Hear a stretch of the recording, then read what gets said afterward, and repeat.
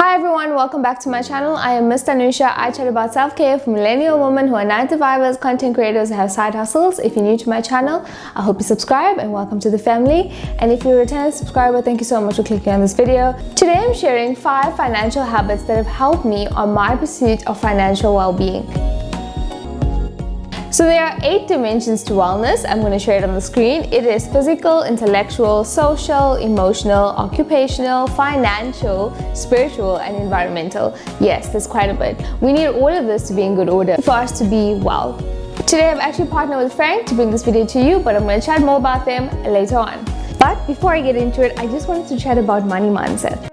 Having a money mindset and abundance money mindset is so important because we always think that money is a scarce thing. We think that there isn't enough to go around in the world. There's many different myths that we believe about money that aren't necessarily true, and that's why we're scared of it, and that fear can actually impact you in the way you live your life. You want to try and adopt that mindset and make it into an abundance mindset where you believe that there is enough money, you can make as much as you want, and there is enough to go around, and that being wealthy or having more money doesn't lead to evil or any of those myths that you might have grown up hearing.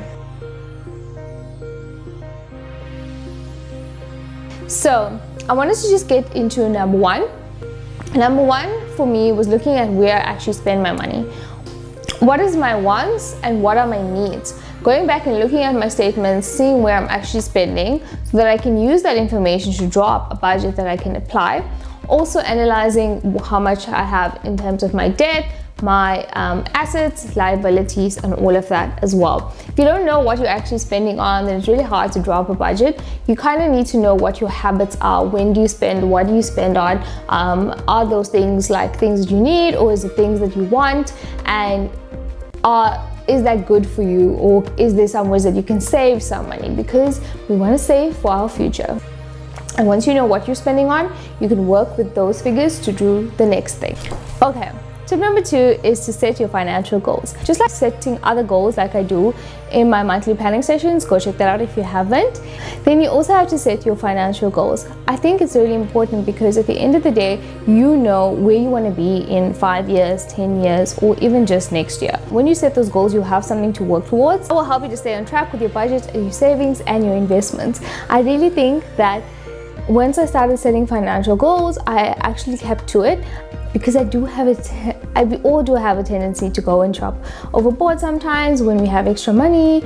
And yeah, I actually did the no buy challenge, so you can go and check that out. If you're struggling to track your spending and if you maybe spend more than you want to, definitely check that out and see if there's something that you want to do.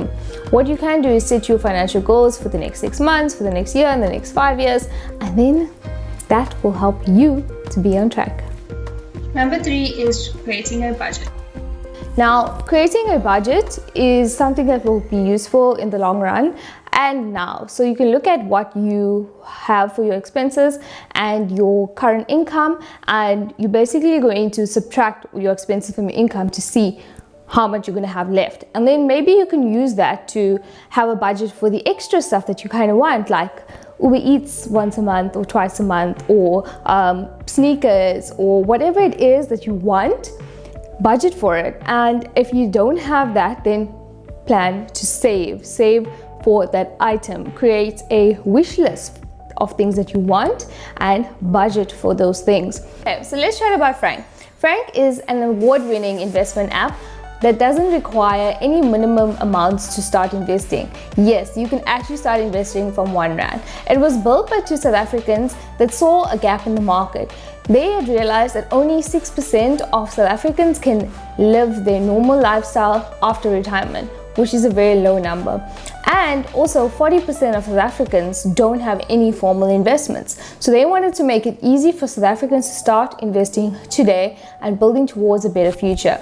You can start by downloading the app from the App Store, the Google Play Store, and I've linked that in my description. All you need is a South African ID number, your email, and a password. Sign up and you can start investing. There are 2 ways that you can invest. That is with the Satrix Top 40 Fund, and that basically looks at the JSE and invest it for you. So you don't have to do any guesswork or thinking work. It will choose the best funds and invest that for you. And the other way to invest is with the Alan Gray Money Market, which is the cash investment fund. So it's actually built for people that want to start investing, but they're not sure how to. What it does, it has a risk assessment in it, and this, once you've punched in your information, this will help you to decide whether you should go with a balanced fund, a custom fund, or what kind of risk you should go for. The best thing about Frank is that you only pay 1% of your entire investment for the year. So if you save 10,000 Rand for the year, you're only going to pay 1% of that, which is only 100 Rand. And a lot of other investments, because I've done some shopping around, do charge more than that. If you want to start investing today, and download the Frank app. Okay. So the next thing that you want to do is start your savings. Savings are super important. The two types of savings that I have is an emergency fund, and this is to cover you for 3 to 6 months. Say that something goes wrong, you lose your job, or resign, or you have an accident, or your car breaks down, or whatever it is, to have about 3 to 6 months of that kind of fund, so that if anything does go wrong, you are covered. Because the last thing you want is to pay excess for your insurances or your hospital plans or whatever the case may be. And then the other types of savings that I do have is just a normal savings, and this could be a fixed deposit, so something that you can't access, or a 32-day bank account. There is a lot of options, and the one you want to choose is one that is a really nice interest rate. Okay, so let's chat investing. You need to invest for your future.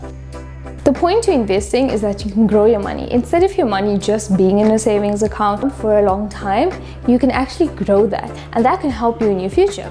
Like, we know that a lot of people don't have any formal retirement funds, retirement plans, and we know that it sucks to be without money. I like using the Frank app for my medium term to short term investments. When you have those financial goals, you will realize that you'll only have so much by the time that you retire. So you want to get to a certain amount that you can know that you can maintain your lifestyle even though you stop working, at whichever point that is.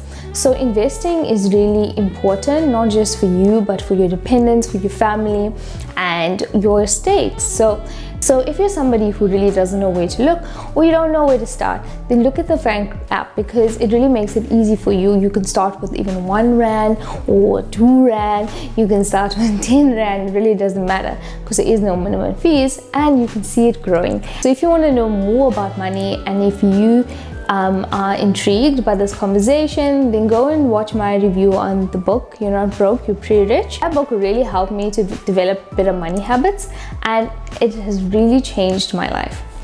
Thank you so much for watching this video. Shout out to Frank for sponsoring this video, and I will see you in my next video. Bye.